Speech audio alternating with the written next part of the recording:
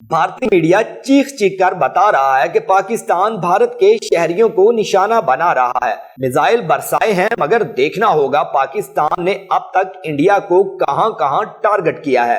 India کے 5 جہازوں کو گرانے اور 77 سے زائد ڈرونز کو گرانے کے علاوہ پاکستان نے بھارت کی پوسٹیں کہاں کہاں تباہ کی ہیں، یہ بتانا بھی ضروری ہوگا۔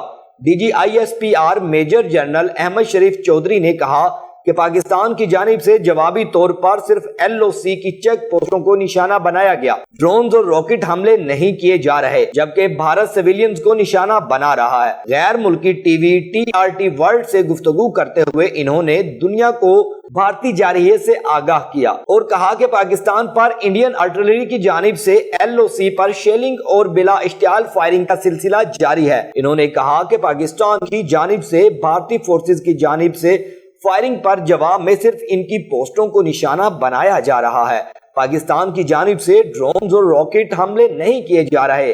پاکستان کی جانب سے ایل او سی پر صرف اور صرف ان بھارتی پوسٹوں کو نشانہ بنایا جا رہا ہے جو سویلینز آبادی کو نشانہ بنا رہی ہیں۔ D G I S P R نے کہا کہ گزشتہ روز بھارت کی جانب سے من گھڑت طور پر کہا گیا کہ پاکستان نے حدود کی خلاف ورزی کرتے ہوئے بھارت پر راکٹوں اور ڈرون سے حملہ کیا۔ یہ بالکل جھوٹ ہے، یہ 21ویں صدی ہے، ہر چیز الیکٹرونکلی موجود ہے۔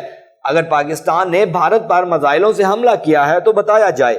انڈین میڈیا نے کہا کہ پاکستان کا طیارہ گرایا گیا اور پائلٹ کو پکڑ لیا گیا، تو بتایا جائے گرائے گئے جہاز کا ملبہ اور پائلٹ کہاں ہے، اگر کچھ ہے تو ثبوت دیا جائے۔ D G I S P R نے کہا کہ انڈین میڈیا کی جانب سے صرف من گھڑت اور جھوٹی خبریں چلائی گئی۔ میں نے گزشتہ روز کہا تھا کہ پاکستان اگر کچھ کرے گا تو انڈین میڈیا کو بتانے کی ضرورت نہیں بلکہ دنیا بتائے گی۔ جیو نیوز کے مطابق پاکستان نے بھارتی فوج کے خلاف مؤثر جوابی کارروائی کرتے ہوئے کئی چیک پوسٹیں اور بھارتی فوج کا ہیڈ کوارٹر تباہ کیا۔